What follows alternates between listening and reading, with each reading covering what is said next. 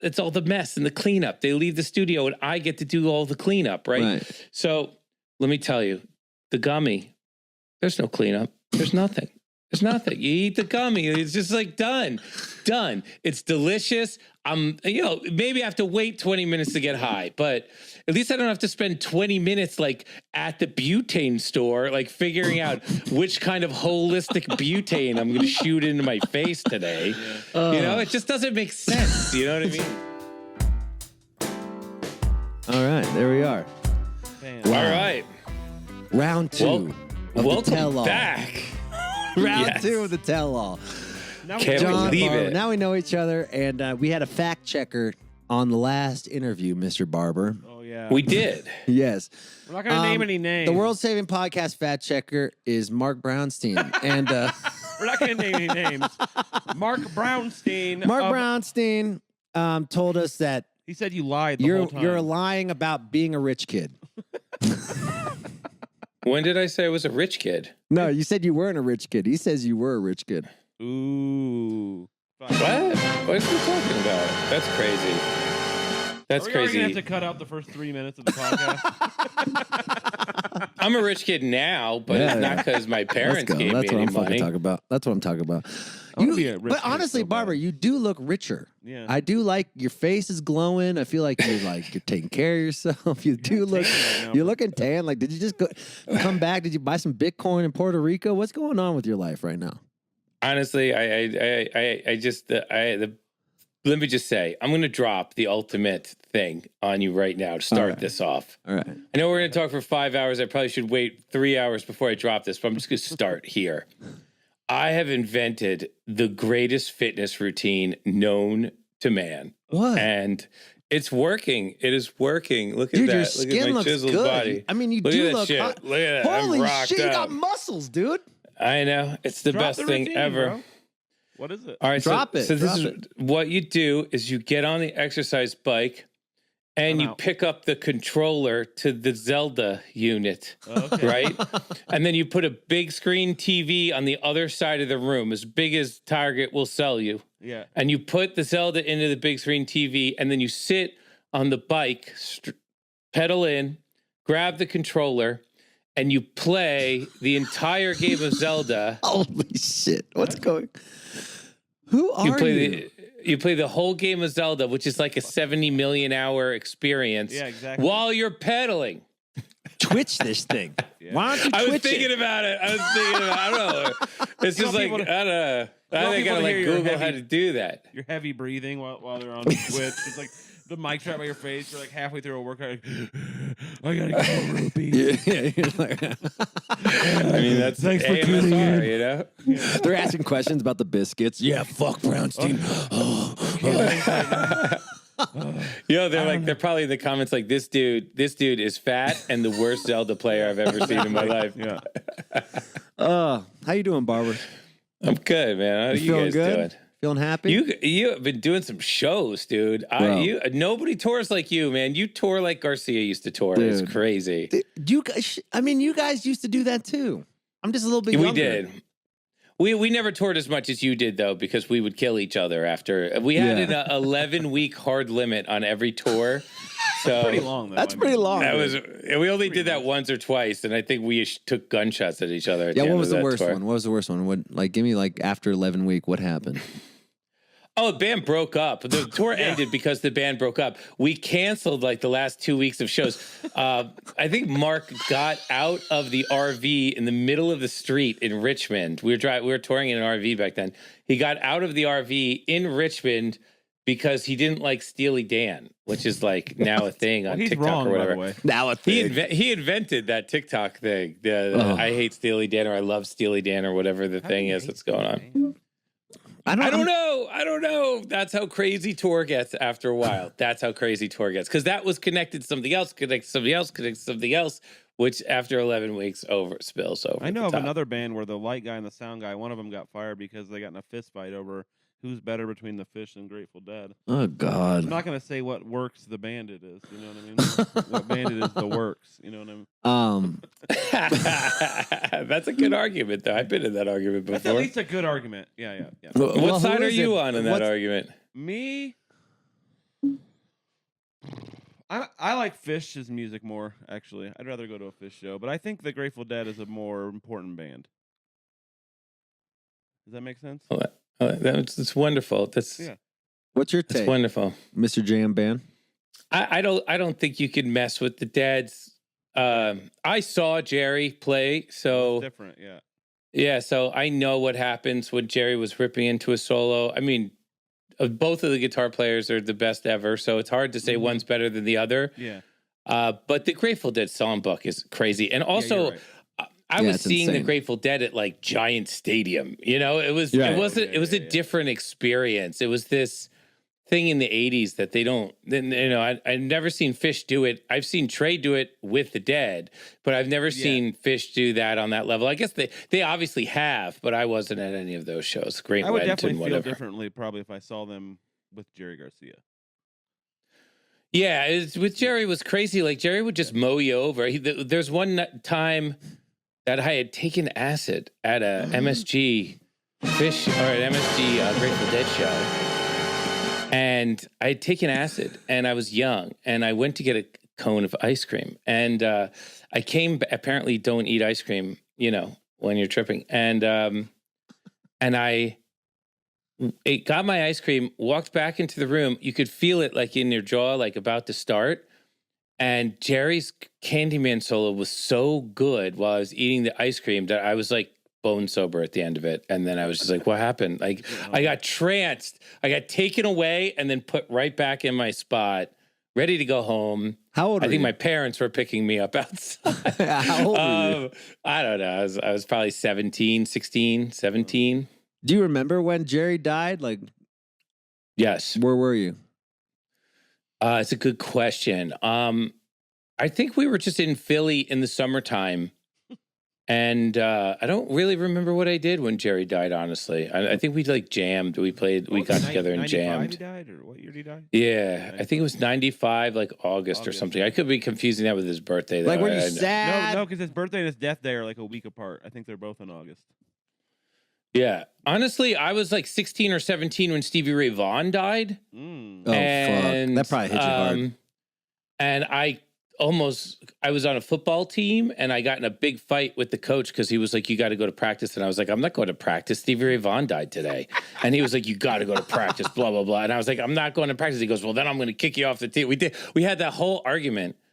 Really? And I was like, fuck you, man. Stevie Ray Vaughan died today. Do you have any idea what that means? He's like, no. And and he could have cared less, dude. The last thing he wants. And I didn't get that much playing time with that coach, and I wonder why. You know, I never. Hold on, were you taking acid and playing on the football field? No. That would be it. You would never do it. You would run out on the, or you would be incredible. You would be. Who's that pitcher? You know, Who's Doc that pitcher? Ellis. Doc Ellis. On the Pirates. Trivia machine. Yeah. I answered it before you were like even. Well, like, I played a pool tournament at Penn and took acid and just killed everybody. It was crazy. Yeah, it was like coming out of a movie or something. I was hitting like double once backs across the table. It was insane. There's no Mike linebacker in billiards though. You know what I'm saying? Yeah. Not gonna blow your knee out. Yeah. But you know, I think he's onto something there. I think individual sports are good for acid. Like I think like swimming would probably be a great sport for acid. Golf. I'm surprised golfers aren't doing it all the time. Cornhole. Do you ever like take Cornhole acid? all the time. Yeah, cornhole.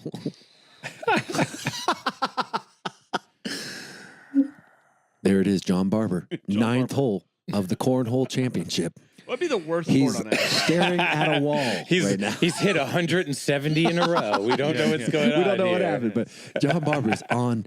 He's about to hit the world record in cornball history. Spine hurts. You ever take acid at a concert and forget that you're actually in a band? just forget that you're like in a group setting and you're just fucking just shredding too much, or just like. There was a show where we played after Dark Star Orchestra, and they had said some really nice things to us, and I think they blew up our ego a little bit, and we took a little bit too much acid. And I went out on stage and I played just with the ride cymbal for the entire set. And I went back and the ride cymbal's like all over the place. It's not a good, like play with the kick drum, play with the snare. Don't play with the ride cymbal. I went back and listened to it and it was just like craziness. It was total insanity. Oh my God. Like what were you thinking then? Like, this is dope? I just forgot. I forgot that there was a thing going on. I was just like so entranced with what I was doing and the little nuances around the ride cymbal and how like that ding made my ding, blah, blah, blah. And like literally I forgot and like half an hour went by. Half an hour?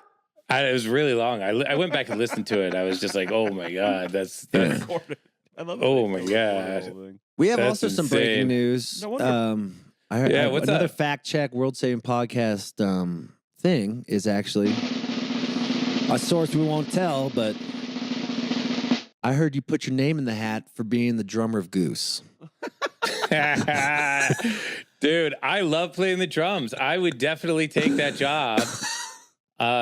You know, I don't know what to do about those guys. I don't know. I want Peter's job. Yeah, I don't know, like, what who if Brownstein sells out Hampton Coliseum and then cans the drummer the next day? I don't understand what's going on over there. Yeah. I don't know. What do you think's going on? What do you think's going on? I have no idea. I know. I heard, and this would be the coolest thing, but there's no way those guys did this. But I heard that there was a lot of partner sharing amongst the band members. This is what I heard too. I think that's a rumor, though. But who knows? Yeah. But I don't think any of that's true. I think that they just didn't get along. Yeah. And I don't know. How hard? I mean, it's got to be hard to be in a band that blows up that quickly, right? They've been around for like 10 years. Quickly. What are you talking about? This guy's been around forever. The hard part is like, okay, this is an unpopular thing to say. I know. I'm a guitar player. We say the wrong thing all the time. Yeah. Let me just tell you as far as drummers go, how bad could he have possibly been? Did he drive a motorcycle into the lobby of a hotel? Yeah. Did he like disappear on an alcohol binge and then they found him at some castle in Leeds 6 months later? Like how bad in the scope of drummers, just the small group that they are. You know, like the drummers, they're just like they're a special breed. And no, you can't do their job. You know what I mean? I'm visualizing the next time Barber quits the Biscuits is to be the drummer of Goose. Oh my God. I think I would take their music. I think Brownstein would literally poison your drink. Yeah, I know, but you know, I don't know. I think I would take their music in a direction that their fan base doesn't want to go in. Ride cymbal the whole time for half an hour. It's called a callback, people. Oh, let's go. I wonder how long it would be till they fired me. You know what I mean? Like how many days? That would be. I should make a YouTube channel about how long can I stay in Goose. And keep you in there for at least a couple of weeks. Day 25. I'm still in Goose. They haven't noticed I don't own a drum set yet. I just opened the bays of the bus right before it left, and their luggage scattered all over I-95. I've been upgraded to first class 3 times. There's Barber at the local coffee shop making another programming website. Yeah. Can I open with Baba G? I mean, you've been busy. I've been seeing you doing the musical again. What's the new musical this year? I did a musical in May. It's called The Very Moon. It's an adaptation of The Hot Air Balloon, so it's different. We wrote 16 new songs for it. We changed the plot. We changed the characters. We made, it's not funny, but it's also hilarious. Hold on. Barber, how do you have time for all this? By the way, that's the most serious he's been so far. Just talking about his jam band musical. I know, seriously. I read I was really hopped onto the party line for that one right there. No, but it seems like, I mean, from the clips I've been seeing from Magner and you, it seems like it's it takes a lot of work and effort. Oh my God, everything takes a lot of work. I don't even know what to tell you. I mean, the life takes work. There's nothing new, no way around it. I don't know. I don't even know why we did a musical, honestly. It was during the pandemic. It was just something to do that was interesting. I watched a lot of Disney Plus with my kids, so I was like, it'd be, why can't I put something on Disney Plus? I don't understand.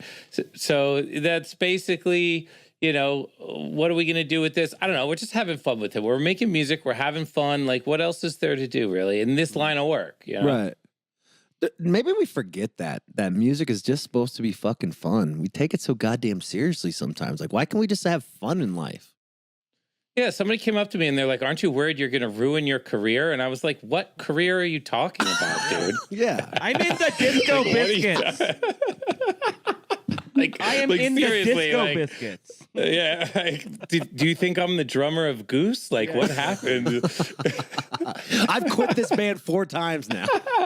Yeah, I'm trying to get kicked out of this damn band. This is my new plan.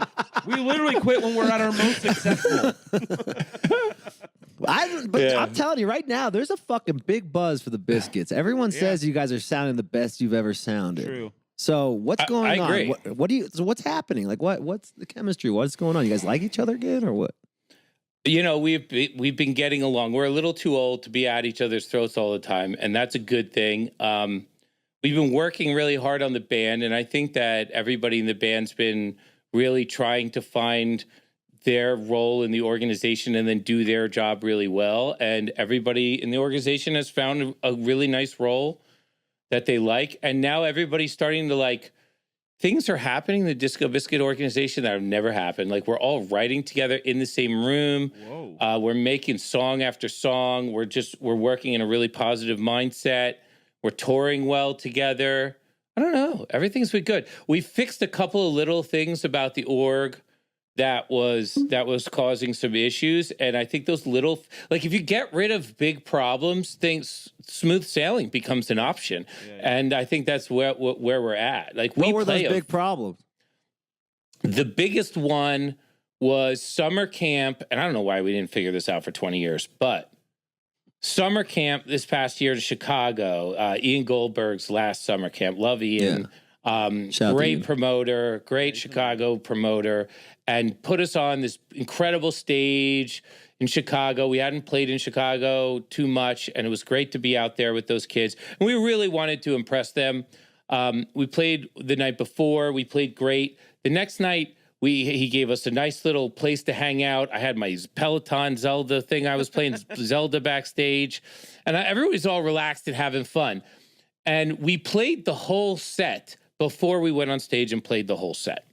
And this was a paradigm shift for our band because we play a totally different show with totally different transitions that are sometimes cockamamie every single set, every single show. Right. And so now we do the entire show before we do the show again. We do it backstage. So now we don't have to individually figure out what to practice, and we don't have to stress out about, did we do this? Did we do that? You actually just do everything. And we do really short jams or no jams at all because you don't want to ruin the freshness of the jam. Yeah. So we do this, we play set 1 real tight, then we play set 2 real tight, the encore real tight, and then we take a break for dinner. Where before what we used to do was hang out, talk about the show, talk about the set list, and work on what we thought were the trouble points in there, and then we get on stage and find out we missed a bunch of them. We haven't done that song and we actually forgot the ending. It's no big deal. The ending's easy, but running it for the first time on stage in front of thousands of people just causes chaos. Right. But if you run it backstage once, you get a chance to make your mistake there. And then when you go out on stage, the amount of mistakes you make reduces greatly. And we're making a couple mistakes a show instead of a litany of mistakes every show. And when you do what we do, that is a huge difference because people like that level of perfection in their music. So I feel like that has been the number one biggest change for the band, for sure. So you mean you're just caring more? So you're trying.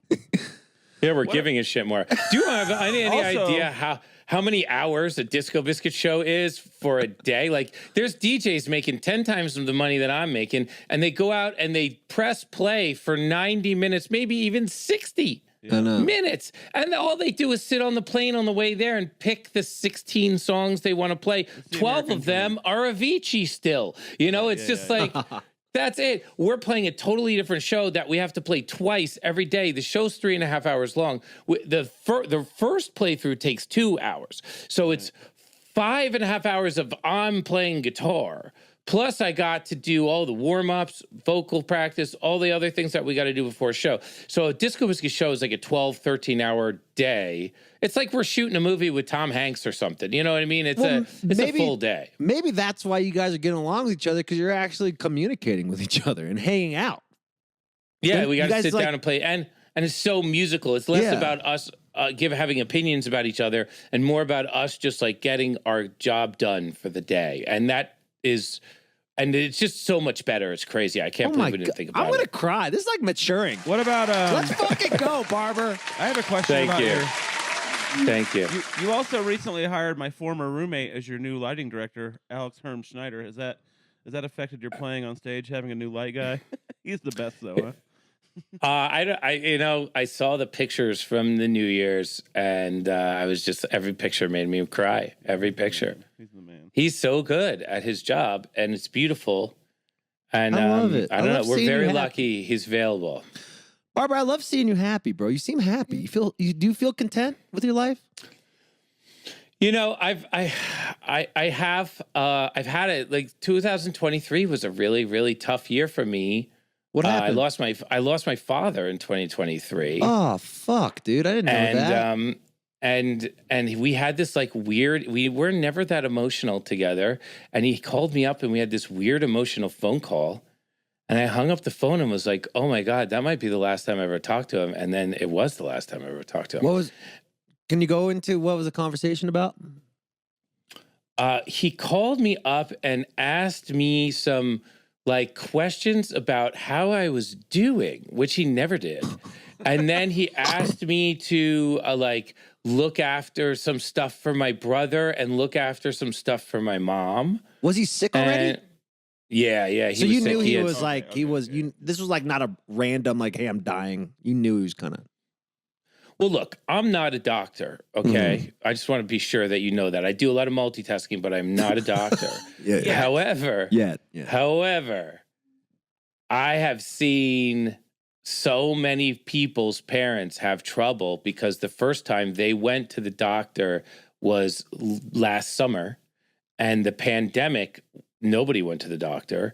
So it was like 2019, they got to check up. And then 2023, they got to check up. But what was happening in 2021, 22, and this is what happened to my dad, is things were getting bad and they just didn't know it because they didn't go and see anybody and they didn't get any of the million tests that you can get nowadays.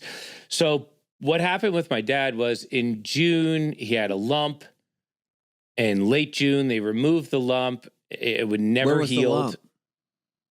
Right here. Okay. Right under. For those of you listening, I'm patting below my armpit. So it was like from deodorant or something like that, right?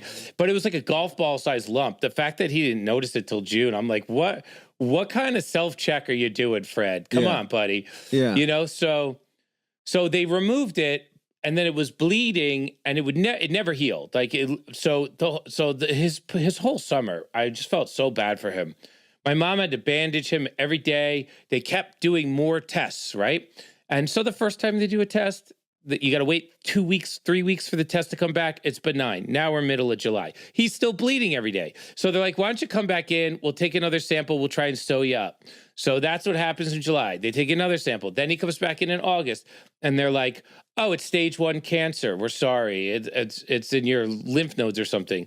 And then they go, oh, let's take some biopsies from the rest of your body. Then they're like, oh, it's stage 3 cancer. And this is really bad. And it's stage 4 cancer 2 weeks later. And now it's late September. And then he passed away. And it was like literally like every time he went to the doctor. And every time he went to the doctor, they told him something that was dramatically wrong 3 weeks later. Like he would go back. First they said it was benign. Then 3 weeks later, they're like, you have cancer. Like that's the worst set of diagnoses ever. Now, I'm not a doctor, but I think I could have done a better job. 3 weeks after that, they're like, oh, it's stage 3 cancer. 3 weeks after that, they're like, it's stage 4 cancer. You better call your family. Like, so it was just like these doctors just like never figured out what was going on. And they kept telling him something that was entirely incorrect at the time and 2 weeks later when they told him the next piece of news. So it was an awful thing. And the whole time he's waking up every morning covered in blood, cleaning himself up, covering himself in bandages. Next day, slept on it, didn't heal every single day for like 150 days. And I was just like, so... Oof. Even talking about it is so brutal. Were you close with him? I mean... we were kind of close. He was a loner like me in a weird way, and so we were as close as loners could be, I think. And I don't know. He was a really good guy. He was a great person. He spent his whole life making sure that I had a good life. You know, he was a great person. But that's a tough way to go out. I would just recommend that everybody get checked out. Go to the damn doctor and get checked up now, because if you didn't go during the pandemic, you don't know what happened during the pandemic. How's your health? I mean, I think it's good. I get on the Peloton every day for a long time. I beat cholesterol in 2023 and I beat diabetes in 2023. Let's fucking go. Let's go. Let's fucking go, Barber. I beat both of those things. My doctor was like freaking out. She's like, in another month, you're going to be a diabetic and your cholesterol is so high, you could have a heart attack tomorrow. You better get your life insurance. And I was like, oh my God, you're kidding me. So, but if you just bike every day, all those things go away. Yeah, I think you just got to sweat, right?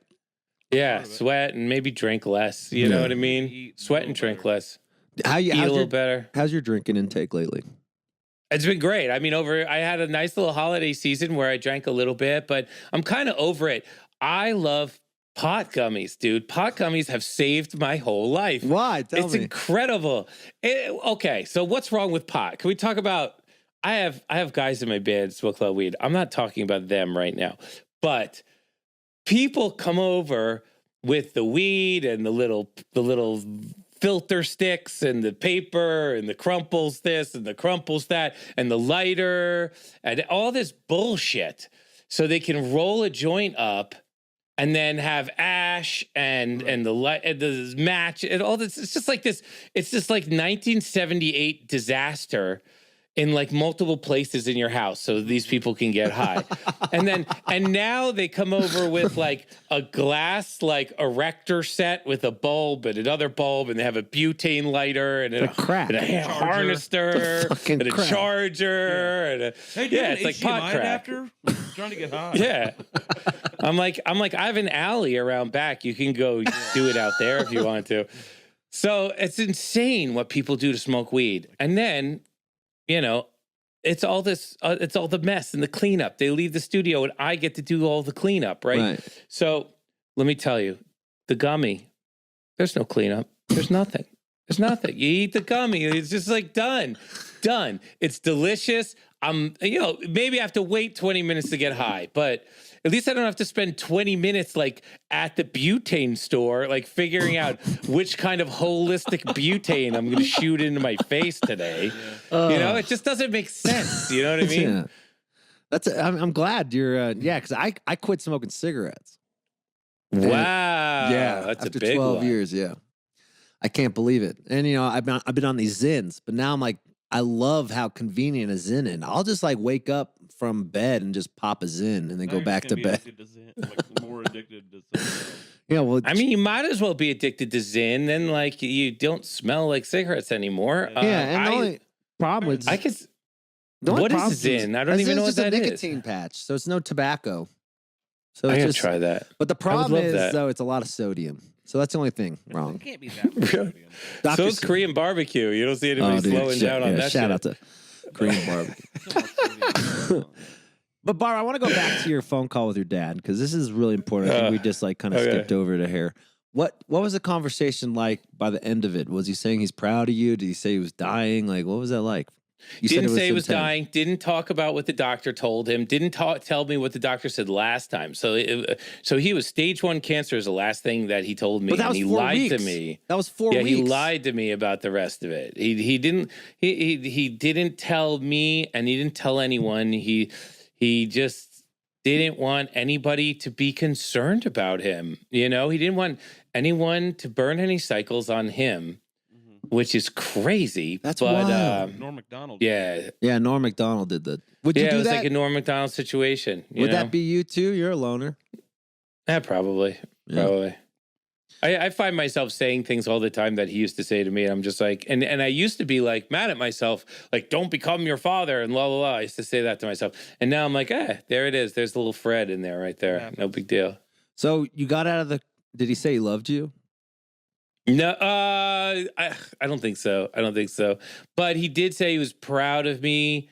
And then when I went to look through all of his stuff, I found like all the playbill from the Very Moon musical, and I found posters from some of the shows I had done, and that's nice. I didn't know he was. I found news clippings, all sorts of stuff that I had no idea. I thought he kind of hated my job, and I thought he kind of like didn't. You know what I mean? I never got the approval from him directly.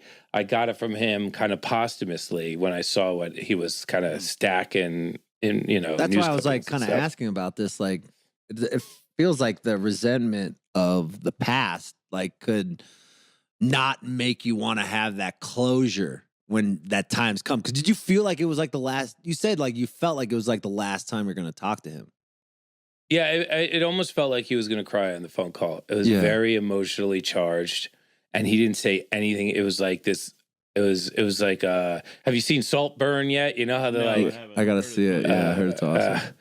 Crazy scene in there where they're old British people, and they just like they pretend that nothing affects them. Yeah. And he was like kind of like Gerlach that. right here, dude. That's Nick. Are you like that, Nick? Oh, is that God. your thing? I'm also British as hell. Oh God, he is like that to a 10,000 degree. I'm not pretending. So, Barber, this is safe space. When I ask you this, I want you to be real honest. I will. Were you a little salty that Trey got flowers for Game Heads this year when you've been making this is your third musical? We're like, fuck dude, this guy. we did Hot Air Balloon on New Year's 2018. Ooh. We did the same thing they did this year. There we go. 5 years ago. See, that's the shit I'm talking about. That's a world-saving exclusive. Shots fired on Trey World. We debuted Hot Air Balloon on a New Year's at a New Year's show. Why are people losing their goddamn mind over Game Hedge? I don't know enough about fish knowledge. It's kind of cool. What is it? I mean, they have a huge audience. They're from the era of huge audiences. Like, none of us are from that era. They're from the era of pre-Napster, record labels, like marketing budgets, CDs. Like, the music business, you could get to a different critical mass in those years. That nobody gets to that critical mass anymore besides Drake, really, or Taylor Swift. Yeah. I mean, you don't see it. Like, who are the big bands now are still... If you look at the big bands now, a lot of them were big back then. Yeah. Fish, Coldplay, U2, Foo Fighters. Like, you're seeing a lot of that. The world has fractured, as they say. Do you think? And you really need a big marketing budget to get out of things. Right. I know Taylor Swift's dad owned the record company she was on, so I'm sure she got a good one. Drake is the best rapper ever. So what are you gonna do? But you love Drake? I love Drake. I think he's fucking good. I don't listen to him very much, but every time I hear him, I'm like, wow, that was good. Yeah. That was good. He's got a couple of raps where you're like, oh, wow, that's good. That's really good. It's like undeniable. What about when a band loses a band member and when they're really big and... Like who? Like Goose. Like I think about Goose. Like, is that going to fuck them up if they don't have original drummer, or does no one care? It depends. We'll see. Well, I guess that's what 2024 will see. Yeah. If people care or not, who are they going to replace him with? That's the big question. By the John way, Barber. Speaking of new members, I know you're lying about this. I talked to Baruch. He said you put your name in the hat. Speaking of new bands, yeah. I mean, Baruch's out there trying to mix it up. He's trying to get But the Smashing Pumpkins are doing open auditions for their new guitarist position. Did you see that? Really? Anyone can apply. So if you're looking for another gig, Barber, there you go. Honestly, I love the Smashing Pumpkins when I was a kid, so I would take that gig. I don't know if I'm like cool enough looking physically to do that job. You know what I mean? No, you got like a 10,000-mile stare. I mean, you could be perfect in that band. Have like, you seen Billy Corgan? Yeah. You're fine. I mean, I saw you're way Billy hotter Corgan. than Billy. Yeah. You're way hotter than It Billy looks like Corgan. Voldemort. He does look like Voldemort. He does. But he does have like a really well-shaped skull as far as a guy who shaves his head. Like, it's very round. If you could be in any band, what band would you be in? Oh, it's a great question.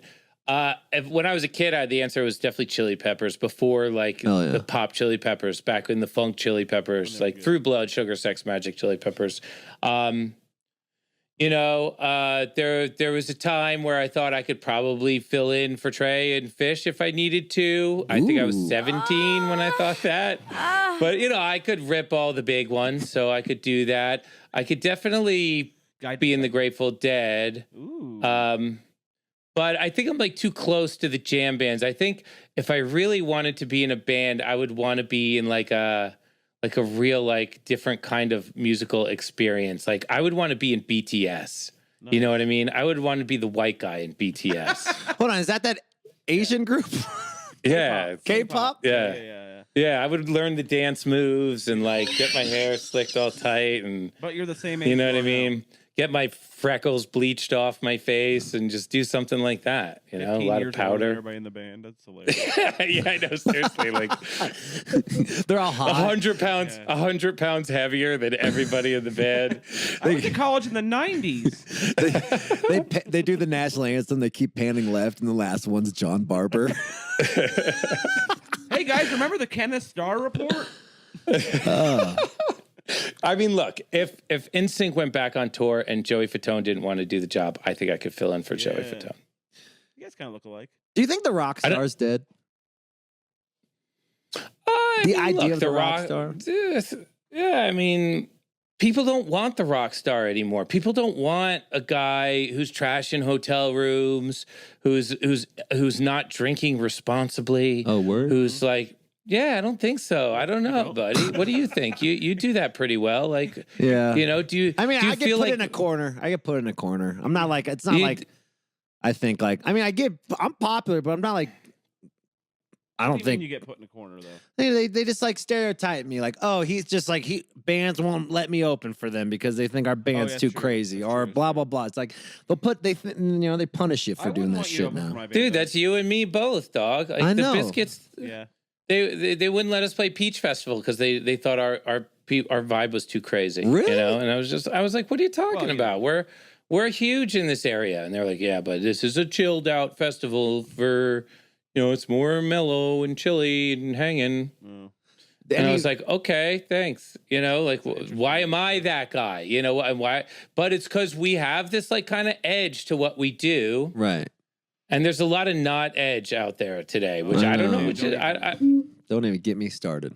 What started with what? Don't get me started with the fucking no edge, no spice. It's not even just music; it's just everything's like that now. I think we're just all on fucking, we're all on fucking Xanax. Social media leveled everybody out and made everything too homogenous, and like everybody's lame now because of that. What do you think, Barber? I think everybody's on antidepressants. Yeah, I do too. Everybody. Everyone's on Xanax or antis. That too. Back in the day, music was your antidepressant. Right. You know what I mean? Like, look at Nirvana. That stuff was like, I need antidepressants. You know what I mean? It's like every single song. And we love them all, you know? And nowadays, people want like really good singing, mellifluously kind singing, over either like it's very standard techno sound or maybe a song that sounds a little bit like Fish from the early 90s or something. And that's what people really like. And they also like, what's the other thing that people like? I don't know. It just feels to me like, yeah. You heard it here first. Don't get help if you're depressed. It's ruining everything. Yeah, just take Zoloft or something. Yeah. No, but I mean, that stuff works though. I gotta give them credit. I know. Xanax works. I mean, I also think it's like, it's like the stigma of mental health is less now than it was back then. So like, everyone really held in their depression, their anxiety, because it was like it felt more of a weakness. Now it feels like more like a power powerful thing to accept your illness. Yeah, now you could make people like listen to your bullshit about your mental illness, when back in the day you had to do the Nick Gerlach method and just hold it in. Just I'm an amazing musician. I explodes out of my horn every time I solo. You're Barber, you're kind of a suppressive dude. Like, you hold your feelings in. How long did it take you to mourn your dad when he died?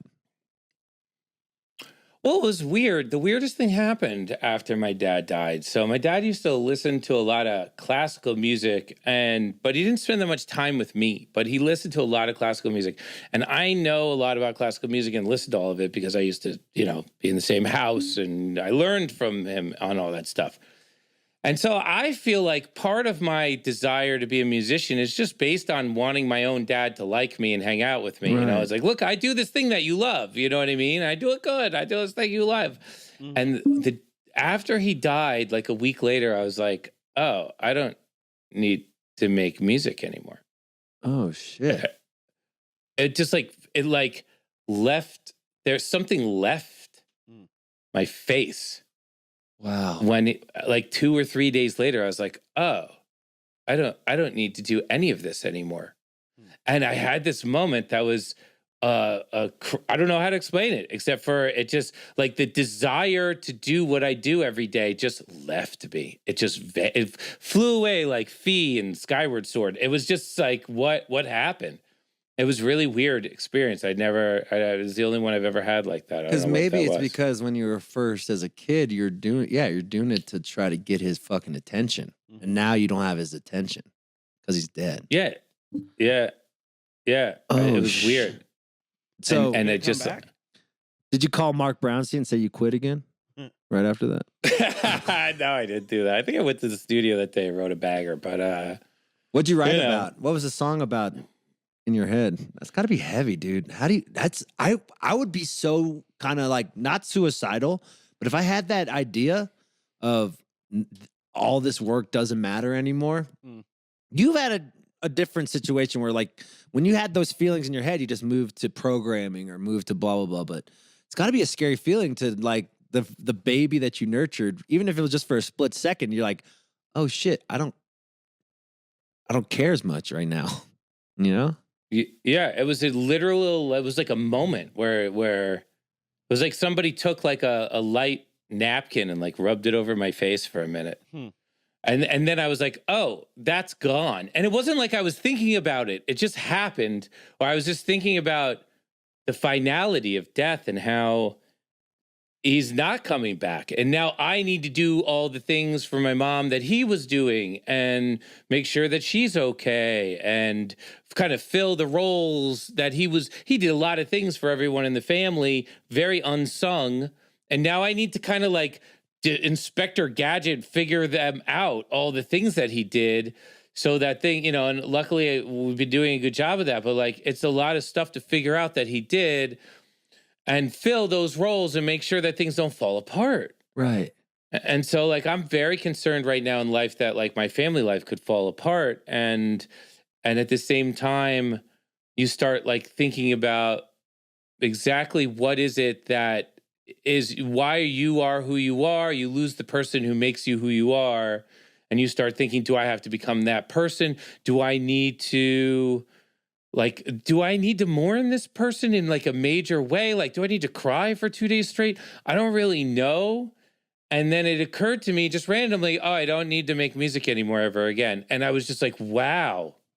I didn't realize, I knew kind of it was connected because I've even said it before many times, but it was definitely a change.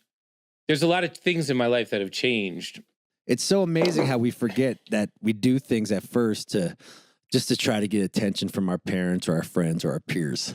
So when that moment happens, it's like, oh fuck. I've been on this path for so long and didn't realize that the path wasn't for you, it was for someone else. Yeah, it was. It literally was. I mean, I wonder if somebody's ever going to invent a drug where you take the drug and it changes what nurture you got in your life, because this is a nurture thing, right? If I grew up with a different set of parents, I would probably have different thoughts altogether. Yeah. Maybe this whole experience I've had since I was a little kid, which is probably why I started playing music so young, is because like maybe I was using music as my way to communicate with my parents back when I was too young to communicate any other way, Right.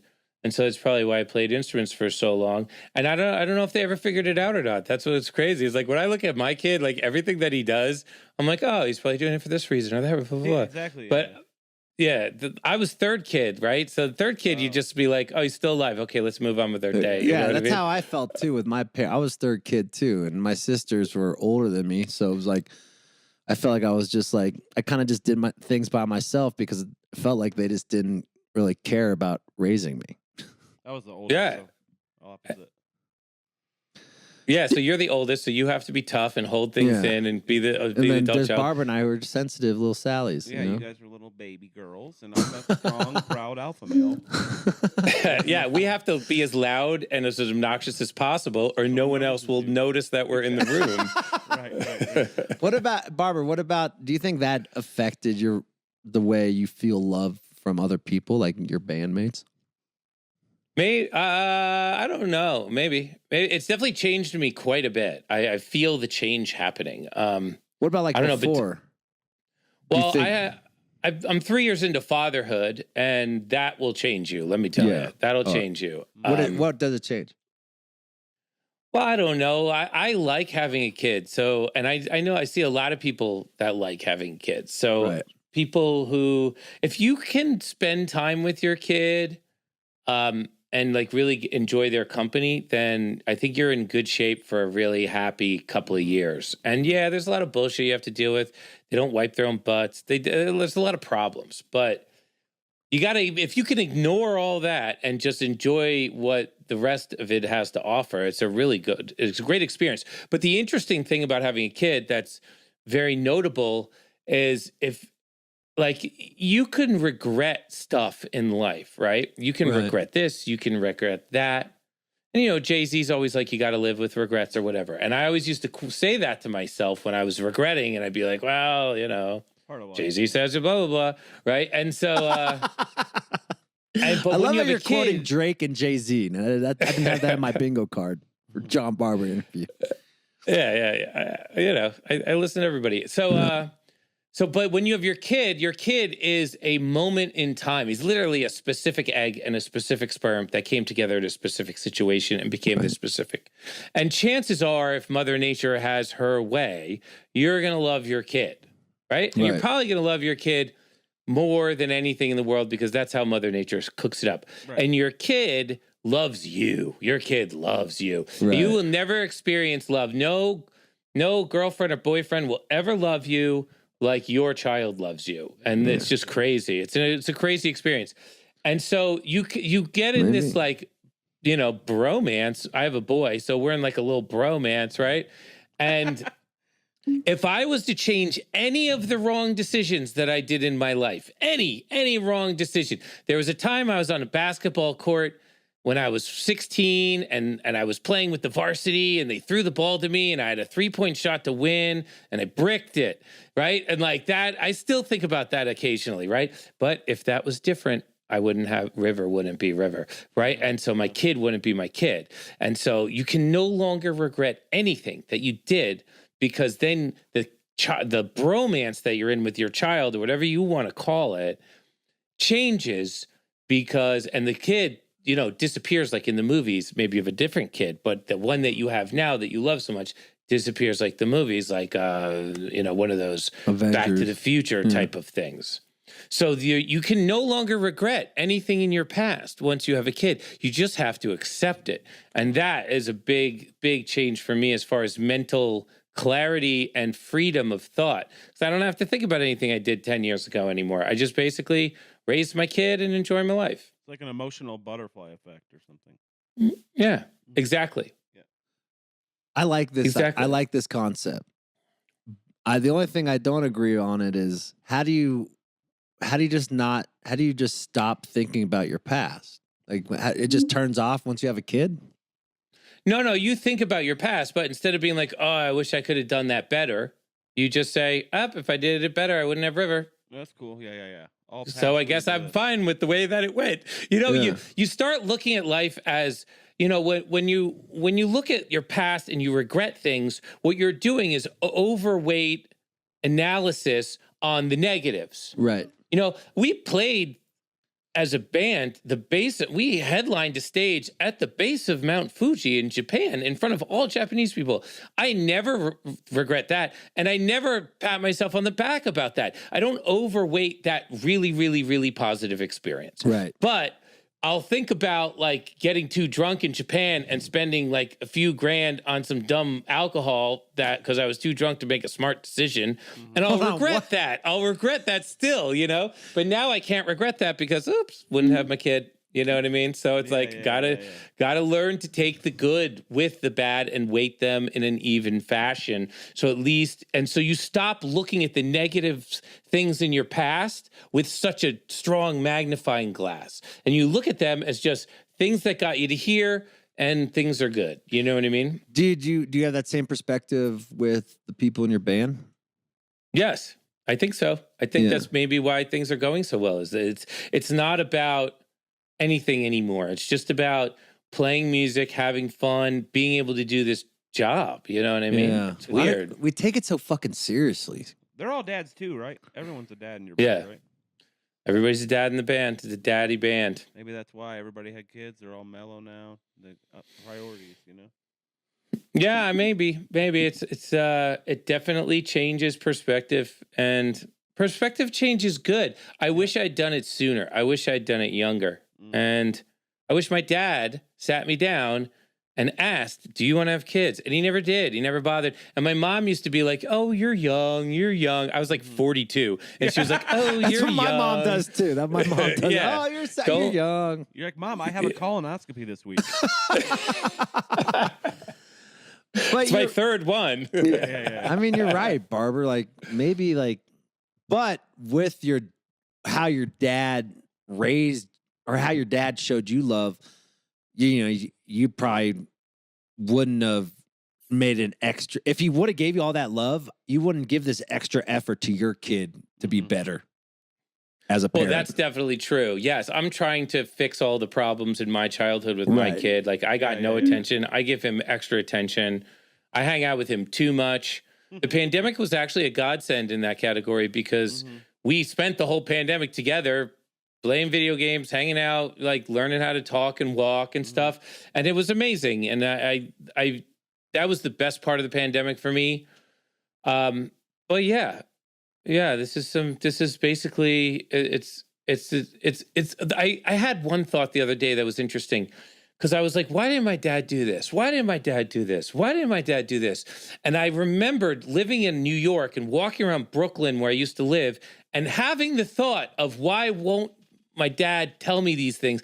And the difference is, which I'd never realized till he was gone, is I could have called him then and just asked him to tell me those things. Right. I could have called to him and asked him for all the advice that I was pissed that he never gave me. I could have been a participant in the relationship on a level that I just wasn't. And I wasn't, for whatever stubborn, dumb reason that I wasn't a participant in the relationship. He wasn't paying attention to me. He didn't take me camping. He never threw a ball with me. Whatever these dumb things are.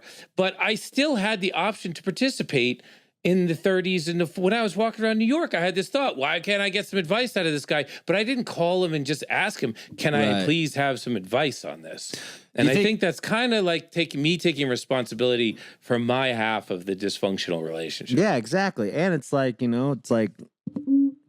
in our stubborn ways, like they're always our parents. So you don't feel like you're like ever an adult with your parent. You still have that fucking kid mentality. It's like, they should be asking me how I feel, not me asking them how they feel. I did that with my parents. I was pissed off they didn't didn't go to Japan. I was being very petty about it, but I didn't actually tell them that I felt bad.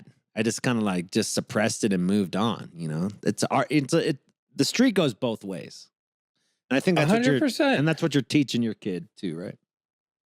I don't know if I can teach him anything. He's stubborn as a mule. Yeah, right. That's karma, bitch. That's karma, Barber. That is straight up karma, dog. That's what they say. Your parents raise you, and then you raise your parents. So the thing isn't going away with River. I just have to like break through it, and how's your relationship with your mom since your dad passed? Well, we've had a lot of conversations about her being in her like third era and stuff like that. We're trying to spin it in a way to get her to take some ownership of her day-to-day activities and her social life. Mm-hmm. And it's really hard. It's really hard to talk to a, mid 80s or late 70s, early 80s woman. I think she's in her 60s if you ask her. Yeah. But I it's hard to I wish she would just go swim at the pool and play bridge. Yeah. And I can't get her to do either one of those two things, but she does do her own stuff. And so we'll see what she does, We'll see what she does. I hope I can have like a hit single or something so I can just like send her to Europe with my niece and or like have her do like some cool grandma stuff, you know what I mean? How's yeah, I hear that. How's the other company doing? Are you guys going to sell? Oh, I have no idea. I'm living my life as if that stuff doesn't exist. You know what I mean? I'm just trying to make the best music possible, and if they do stuff with those companies, then they do stuff. Look at you. Who the fuck is this man? I don't even recognize you anymore, Barber. You're just out here living the Buddha life, dude. I mean, look, yeah. I guess so. Do you feel happier? Do you feel genuinely happier because you took all this weight off you? I think so.